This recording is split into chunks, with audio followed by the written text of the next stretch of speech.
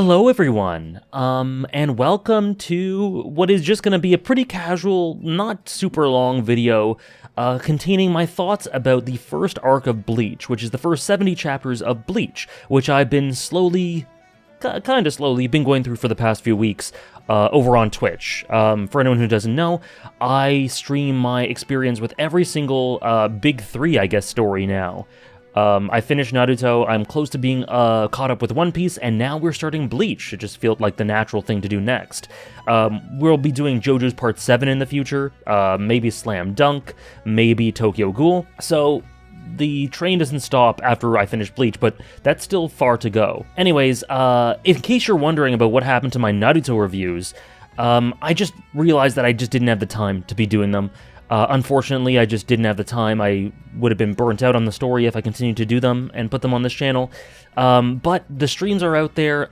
If you want to see a sort of podcast where I talked about my thoughts on Naruto, specifically the last arc and the stuff leading up to it, I will link one. I did a podcast with King Recon, which was a great talk where we talked about it. And I'll link it in the description. But the reason we're here today is for me to sort of give my first impressions and scattered thoughts about the first 70 chapters in the first arc, the Substitute Shinigami arc of Bleach. To put it simply, I guess, Bleach is, I think, stylistically, it is, without a doubt, out of the big three, just because that's the easiest comparison to make, the most mundane. It's the most mundane, it's the most low-key, it's the most,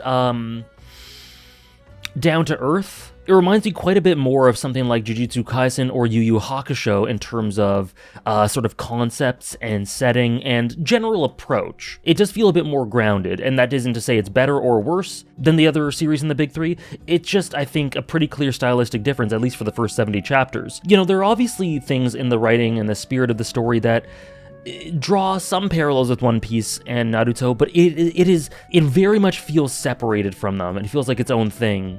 You can see the Jujutsu Kaisen influence already, even early on, and it's very poetic and evocative and efficient with minimalistic details and just, little spreads or little panels of, some rain or trees swaying in the wind to bring about a certain mood and to accentuate a lot of the dialogue. There is so much said with so little in the dialogue here.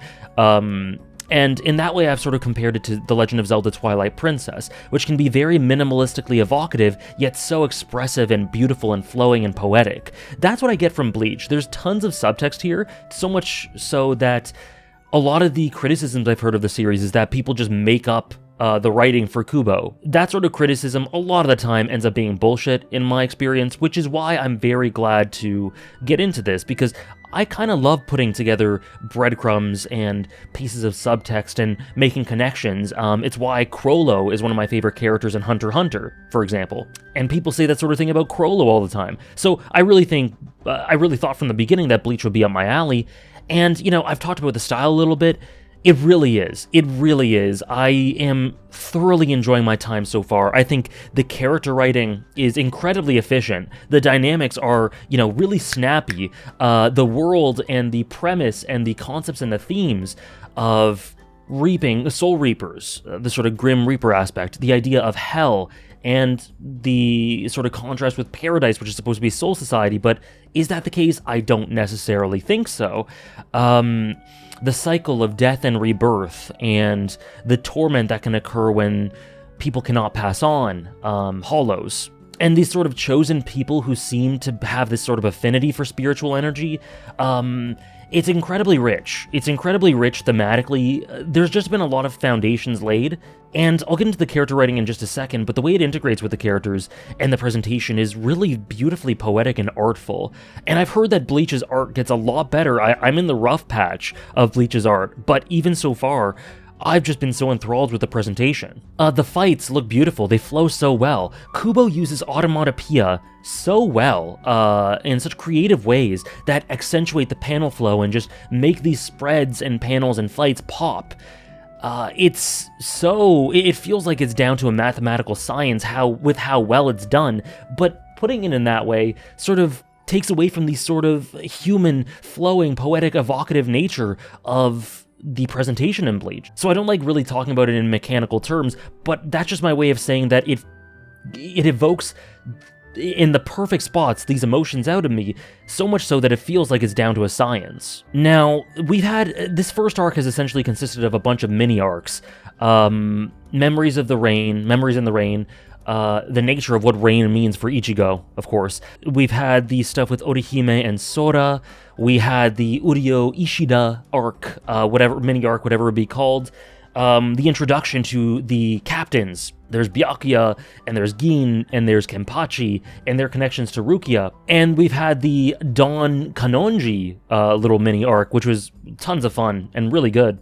So yeah, there's been a bunch of mini arcs, 4 or 5, maybe 6, within these 70 chapters that I think were really sublime in being fun and or emotional little adventures, little comprehensive journeys, never overstay their welcome, but that sort of get across the ideas. Each one has sort of ideas to gradually introduce you and immerse you into the setting, into the characterization of all these, this pretty substantial cast, especially this early on. There's characters like Don Kanonji, who is an exceptionally good minor character. You know, I'm not going to say he's a 10 out of 10 masterful character, because there is a ceiling for him, but he did exactly what he needed to do and had a really cool dynamic with Ichigo, and I was a big fan for multiple reasons, of his personality, of the way he interacted with the world, and naturally brought forth elements of the setting, and revealed some things about Ichigo.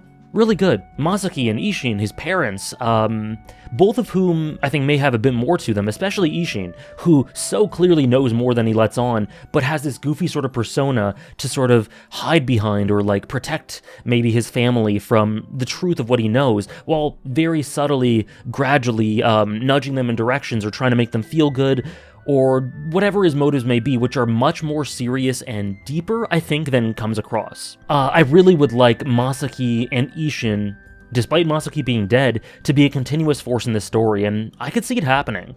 We've already had some very subtle echoes of it. For instance, the panel of Masaki protecting Ichigo as a kid, where she's lying on top of him, very much reflects this panel of Ichigo lying defeated, seemingly defeated, against, I believe it was Byakuya? I could be wrong about who he was facing, but either way, the way he was lying down really reflected her, and that just feels really interesting. And not to get a bit ahead of myself, but Ichigo clearly has some big, huge,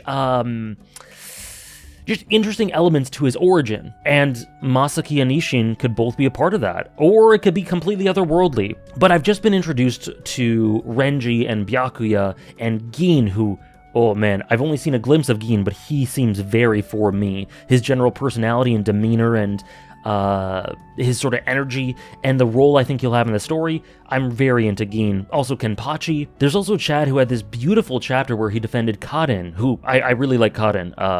Yuzu has had less, but I really like Kaden as well.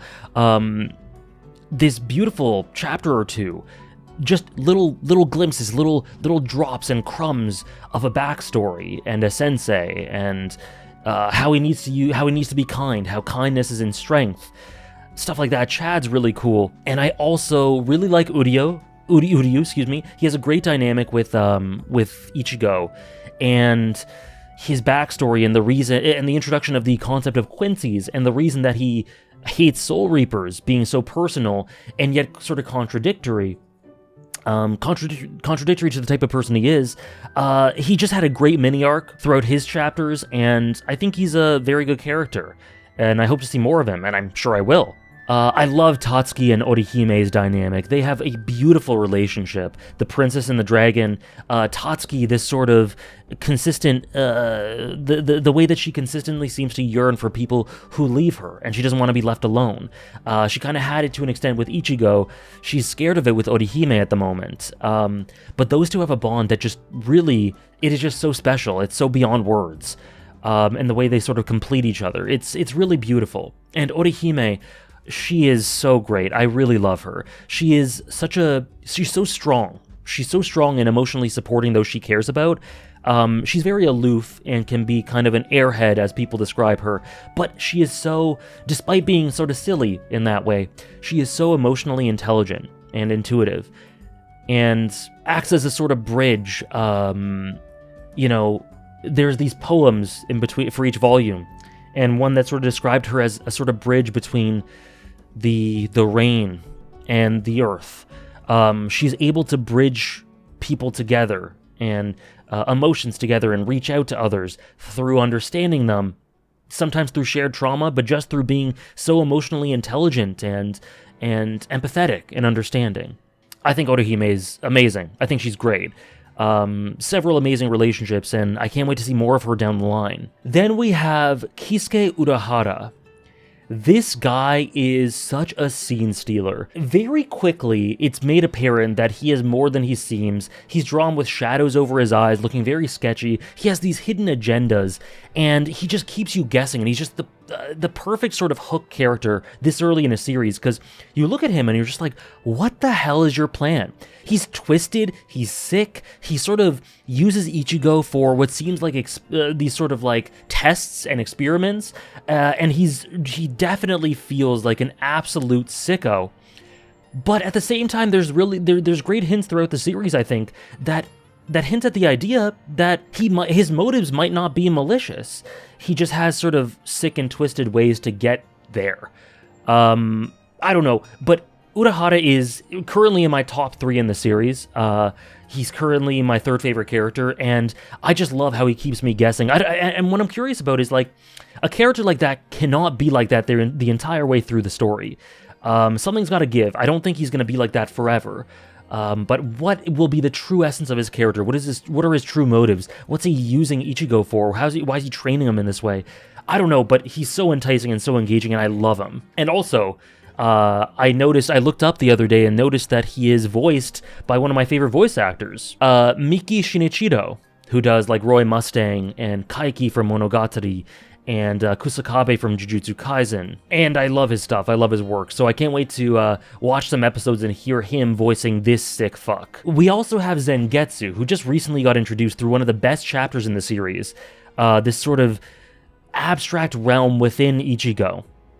Ichigo is turning into a hollow, and as he's doing so, he sort of transports inside his mind into this realm where this Zangetsu is.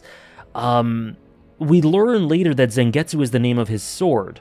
The idea of blades in Bleach is very abstract and thematic and symbolic. They're not just blades, they have names, and it seems like personalities and entities, and thematically, blades mean sort of you need to be able to sharpen your blade, and it's introduced that you can only do so by sort of not being too reckless and drawing in your emotions and being very zen.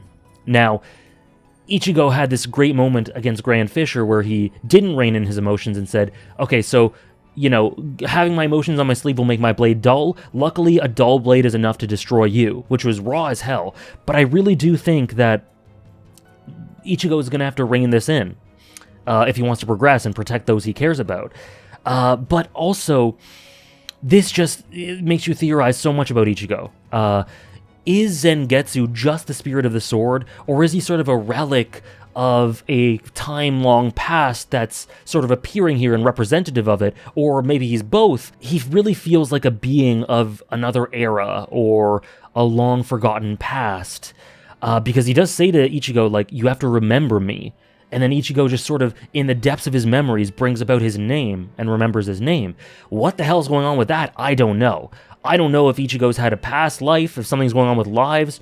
I really don't know, but there's tons to theorize about. And when he grasped Zangetsu, he appeared with a hollow-looking mask and became a Soul Reaper without Rukia's help. That tells me pretty clearly that he's part hollow and part Soul Reaper. Zangetsu says you need to grasp the truest, deepest essence of yourself, grasp the hilt of this sword, and he appeared being part hollow. So, to me, Ichigo is part hollow, part Soul Reaper, which is really interesting thematically. It could bring about some really interesting stuff, and sort of moral conflicts, and lots of thought food and nuance. But with regards to Ichigo's past, I've been theorizing a lot. There are these moments where he loses control of himself to protect people. You know, there's this thing with Ichigo where he consistently gets spared. He tries to protect people and wants to protect people and those he cares about. And yet he's never able to protect them in the way he wants, and he despises the fact that he gets rescued and spared by people because it's a reminder of his inadequacy. It feels like at times he'd rather sacrifice himself if it means that he could properly defend people and protect people. Maybe even if he could die if it meant that he was strong enough to protect them, because he despises being spared. This lack of self-worth and this almost hero complex, it's such a great bit of substance for his character, and it integrates really well with this monster element of Ichigo. He feels like a monster. From the very beginning, Rukia has talked about how he has this affinity for Soul Reaper, or for the spirit world, and for being a Soul Reaper that is beyond anything she's seen, or like really special. And so there's clearly something special to him that has to do with his Soul Reaper powers that were not given to him by Rukia, but have to do with this part hollow, part Soul Reaper stuff. And there are times where in fights, he just loses himself in his power. Ishida described it as a sort of tap where, as a faucet where all his energy gets let out, and it is so much more powerful than what you'd imagine. Ichigo also has this look in his eyes, sometimes when he loses himself in bouts, this like crazed, joyous, monstrous look in his eyes, just losing himself in battle. And it almost feels like Ichigo as a character and his sort of spirit and soul have been caged. It's like he is a monster that has been caged. I think that's a great deal to do with his backstory, or whatever the origins of his spirit and the nature of his hollow Soul Reaper stuff is. And I can't imagine that we won't dwell on that for the rest of the story. Like that, it is such a great kernel and core of a shonen protagonist, of a protagonist in general, and it makes Ichigo my favorite character so far. His relationships with others, his desire to protect, his self-sacrificial nature. He is absolutely an inspiration for Yuji Itadori, I think. I think that much is clear. I see a lot of him in Shiro Emiya as well, from Fate. But yeah, I guess I've talked about Ichigo indirectly through all of that. He's fantastic. The sky's the limit with him. I really, really adore him. And the last one I think to talk about would be Rukia, who is my second favorite character. Her and Ichigo already have such a beautiful bond, such an unbelievable bond that is deeper. It feels deeper than, I know that some people have asked me if I ship them. I don't tend to ship characters in stories. It's just not super my thing, outside of like once in a while and through jokes here and there. But it's not. I don't tend to. But I don't ship them. I think what they have is, it reminds me of Monogatari, of Shinobu, Kishot, and Araragi, of a bond between soulmates that goes deeper than romance, deeper than labels. Not to say that I think they have this right off the bat, but the vibes that I get from their relationship really feels like it could end up being something like that. And I love their dynamic. There's these hints of Rukia's backstory, where she seemed to want to protect someone who reminded her a lot of Ichigo, but wasn't able to, but failed in some reason, was unable to be there for him in one way or another, didn't say the right thing, something like that. And so there's this moment where Ichigo is going through something similar, and she doesn't know what to do, and Ichigo is able to survive, and she says, "Thank you for surviving." Now, that's a very layered line. There's obviously, I care for you, so I'm grateful that you're alive. But also, it feels like through him being saved and her acting in a way that helps him, she is saved as well. She didn't repeat the horror of her past where she lost someone else. It feels like in that situation, she did the opposite of what she did prior, or something different, and that was able to result in a better fate this time. So she is saved by Ichigo being saved, in a way. It seems she had some sort of sensei as well, some sort of mentor. She has this relationship with Byakuya. She was taken in by the Kuchiki family. She's currently being sentenced to be executed while everyone's going out to get her. She seems to try to close her off from friendships and relationships and thinks of them as boring or pointless. And you think back to sort of things that Byakuya has said, or Renji, I don't remember exactly who it was, but someone said that she looks more human in her Gigai. There's this idea with Byakuya that if you cry, it is losing control of your heart. The pain and the things you feel in your heart must be channeled for progress in one way or another. Otherwise, you're letting your emotions rule you, and that is unbefitting. I think that's how he thinks of regular run-of-the-mill humans, and I think that's what was seen in Rukia, this person who has started connecting with humans and shown that vulnerability. that weakness, quote-unquote. I think that'll be portrayed as a strength down the line, but it's an interesting internal tussle for Rukia, as she sort of leaves her friends, and specifically Ichigo, in order to partly protect him, pretends to not care about him in order to protect him. And also, an element of Rukia that I find really interesting is, because she has this comparison of Ichigo and this person from her past, and she saved Ichigo and it ended up being good for her and good for Ichigo, and she was able to be sort of saved in that way and fulfilled, whereas the opposite happened in the past. I imagine playing on her mind is the idea that, do I really care for Ichigo because of him himself, or because he reminds me of this other person, and the sort of insecurities of that? How genuine is our bond? That's a very human thing to be thinking in that moment, and I imagine she's going through that, and that's really enticing too. So Rukia, fantastic character, great introduction for her, really efficient like everything in this story, and yeah, her and Ichigo's dynamic is phenomenal already. I really like this cast. The glimpses of introductions of characters like Renji and Byakuya and Gin and Kenpachi have been amazing. I can't wait to dig into them some more. I know of a character named Aizen. I don't know much about him except that people say that he's very subtextual, written similarly to Crollo. That's about it. I don't know his role in the story, I don't know anything, but people tell me that I'd love him, so I can't wait to see him. There's a fun running joke where every new character that's introduced, I just go like, Aizen? But yeah, in addition to him, I know this Bleach is 700 chapters, so there's going to be so many new characters to come, and I've heard a lot of them could be for me, so I'm really looking forward to that. And just looking forward to see why this story is so beloved, and it's so different. It's so refreshing and different from Naruto and One Piece. Each is different in their own way, and this specific, this brand of subtextual efficiency and evocativeness, if that's a word, and poetry and lyricism is so up my alley. And there are times where while I'm reading, I just sit there and take in just a sentence, or take in an image, and I take longer with this series than one would imagine I might, but it's because there's so much substance there in between the empty spaces. It's so up my alley. I'm adoring it. I'm not saying this series is perfect. I do think some of the comedy can be really pretty bad. Kon is just very unfunny and unlikable to me, while having some interesting moments that I think are contributory and substantial, but nonetheless, his presence in the story is, I don't like him much. Some of the humor is, it's very much done in contrast. Like, a lot of the humor is done, and then we cut to Rukia, or we cut to Ichigo, or we cut to Orihime, and they're going like, wow, I wish I could live as carefree a life as that, as a lot of this humor has to do with, like, Keigo, or Kon, or something. So it's not like it's a huge focus, and it doesn't really impact my enjoyment much, but I would say the biggest weakness so far is that Kubo's sense of humor is really questionable sometimes. Luckily, it doesn't have a huge impact on the story, and what I take away from it is just hugely net positive. This is one of the best first arcs of anything, in my opinion. It is fantastic. So I can't wait to see where we go from here as we set into the Soul Society arc. I will not be doing more videos like this. I don't intend to. I'd say it's nearly impossible. I guess never say never, but I really don't intend to. It's not in my plans. I don't really have the time. So if you'd like to join in on my Bleach journey, feel free to follow me on Twitch, where we will be reading every single chapter. We have Bleach Wednesdays. Those are the days where we do it. So yeah, feel free to join me for that.